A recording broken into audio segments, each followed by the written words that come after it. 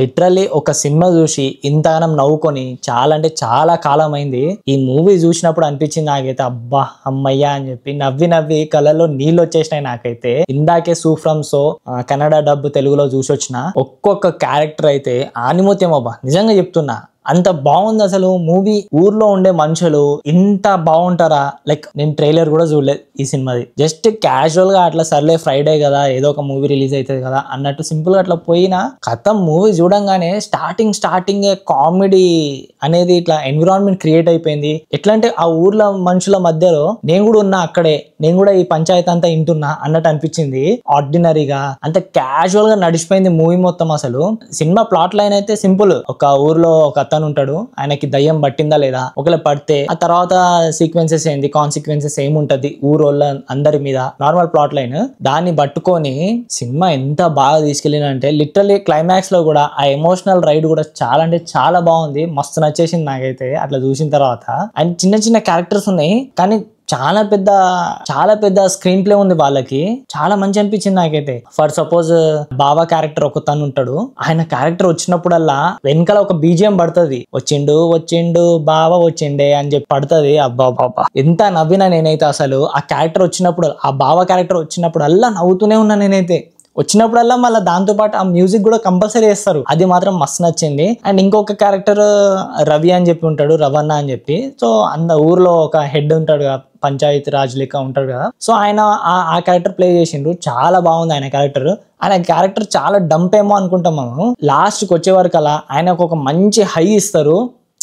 బా సూపర్ రా బాబు, ఇది కదా మనకు కావాల్సింది, ఇది కదా హీరోయిజం అంటే అని చెప్పి అనిపించింది.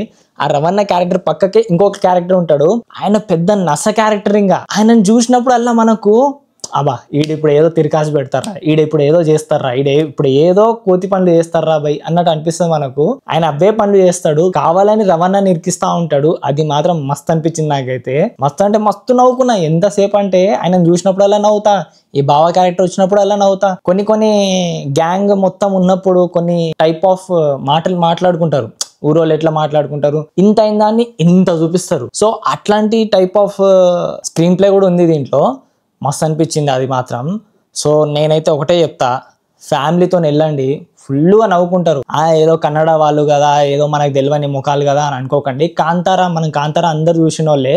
సో కాంతార్లో ఎంతమంది అయితే ఉన్నారో అంతమంది ఇండ్లు ఉన్నారు. అండ్ దట్టు రాజ్బీ శెట్టి ఇది ప్రొడ్యూస్ చేసింది. అండ్ ఆయనది కూడా ఒక చిన్న క్యామియో టైప్ ఆఫ్ ఉంది, పంతుల్లాగా వస్తాడు. సో ఆయనది కూడా చాలా బాగుంది. ఆయన వచ్చిన తర్వాత కూడా ఇంకా కామెడీ పెరిగిపోతుంది. ఆయన రాజ్బీ శెట్టితోని కూడా మంచి కామెడీ మంచిగా ఉండే, అదైతే మస్తు నచ్చింది. మ్యూజిక్ మాత్రం చాలా బాగుంది, ఆ పాటలు జస్ట్ ఒక 2 బాగున్నాయి, అంత మ్యూజిక్ మొత్తం అయితే బాగుంది. బీజిఎం అయితే బ్లాస్ట్ ఇచ్చిండ్రు, చాలా బాగుంది. ఈ మూవీకి ఎంత దాకా మనం మ్యూజిక్ తీయగలుగుతారు, అవుట్పుట్ అనేది చాలా మంచిగా చూపెట్టిండ్రు. అది సినిమాటోగ్రఫీ కూడా చాలా బాగా పెట్టుకున్నారు, అదైతే నచ్చింది నాకు. పక్కా ఈ వీకెండ్ లో మీరు నవ్వుకోవాలంటే మాత్రం సూ ఫ్రమ్ సో పక్కా వెళ్ళండి, ఫ్యామిలీని కూడా తీసుకొని వెళ్ళండి.